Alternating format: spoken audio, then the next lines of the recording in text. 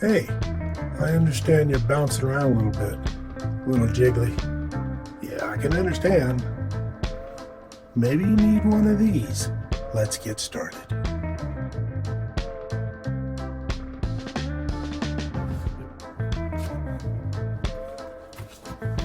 Well, hello, YouTube family. Well, here we are today, talking to some people, and they seem to be concerned about everything bouncing around in their bag. First of all, you got to pack your bag right. What we're going to talk about today is the cooking kit. Now, the kit meaning the bag itself. The kit can be any type of utensils you want to bring, but you want to bring something that's fairly light and that's fairly storable in an easy, tight configuration. You just don't want something to go ahead and bounce around in your bag. There's a few people I've talked to that they had that problem. And I said, well, what do you have your kit in? What is your cooking kit? How do you have it packed? And they just have it thrown in the pack, and well, you can see what happens there. It just bounces around. So what I'm talking about is here. Now what we did was, didn't want to go out and buy one for $30 or $20. We had an old pair of military pants laying around, trousers. Cut off the leg, the size we needed it, flipped over the ends, sewed it around, sewed up the bottom, of course, and look at what we have here.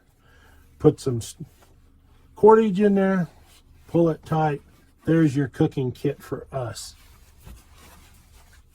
Now, we have a lot of cooking kits just simply because we have a lot of backpacks. We got to make sure everybody is covered in one form or another. And that's what I wanted to say something about was, go ahead and think about what it is you want to do and what it is you need in your backpack. And then divide it up into kits. The main ones: first aid kit, water kit, fire kit, cooking kit, sleep system, shelter kit, and cordage. And you can go on down the line if you want. Keep everything short, simple, and sweet. That way you're not carrying too much weight. And you would be surprised at how easy it is to find something in your kit. Now, in your kit, looky here. Just my shelter kit. It's just used to be an old hip bag. I cut the straps off, put it in there. We got the Marpat cordage, marking tape, everything we need to hook up and make a secure shelter just like that. It's not going to take long. Oh, one very important thing: tent pegs. Now you can save some money, cut the wood, shave them down, cut them the way you want, or just go out and buy the plastic ones. And in case you need a quick fire starter, that works too, to shave the plastic. But we'll talk about that later. So what we have here, then here's the fire kit. Of course, you can get the ones that open up wide. Man, you've got everything in here possible to start a fire. You will start a fire. Make your kit well. Think about what you need. Use everything that you have available to you, from ferrocerium rods to matches to fire starters to everything possible. Keep it in a little kit. You won't have any trouble at all. Then, of course, your medical kit. I'm just going over a few quick items here that are very, very important. Your medical kit. This here is an advanced medical kit. I should say first aid kit, IFAK, and it has everything you can believe in here, including drugs, scalpels, sutures, tourniquet, the whole works. But we're going to talk about a cook kit. Just to let you know, that's what we're doing. Now, as I described earlier, even if you cut the leg off right, got an outside pocket, put in whatever it is you want, from lighters to smaller spoons to even cordage, a little bit of food, whatever. Now, we've got a lot of room in here. I can still put packets of dry food in here. see what we have in here. First of all, got a towel. It's important.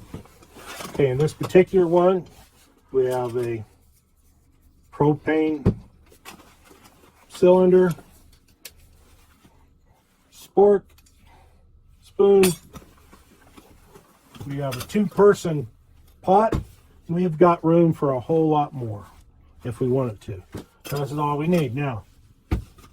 2-person pot, lid off. There's the stove, lighter, matches. Look what we've got in here. Also another cup. Can use that. Of course, coffee to start with, and a little scouring pad to clean it up when you're done. Now, this fits all in here very, very easily.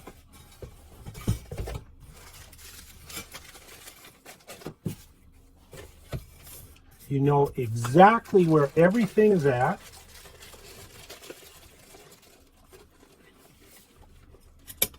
Now, you can go ahead and use a wood stove, a small little twig stove, I should say, and that will work also too, that you can fit in here or any other appropriate bag that you decide to make or purchase yourself. This in here. Now, put this onto the side. Now, what I like to do here, since we have the cartridge, this is a blended fuel, butane and propane mix. Use whatever's the most inexpensive. Put that in there, flip this up over there, keeps everything from bouncing around. Pull that tight, you're ready to go.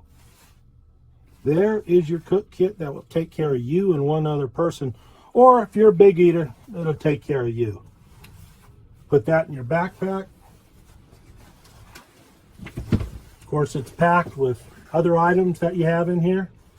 It's not going to bounce around. You are going to know exactly where it's at. What you could do, use these MOLLE pouches. I like to use surplus military gear, and these MOLLE pouches work very well. You can color them any color you want. You can dye them that way. That's what I did with the whole backpack here. Instead of carrying this, you could put what's in here, easy retrieval. Maybe instead of carrying this, you could put what's in here, the shelter system, on the other side. But a lot of people want to use these packs for food so they can get to them easy.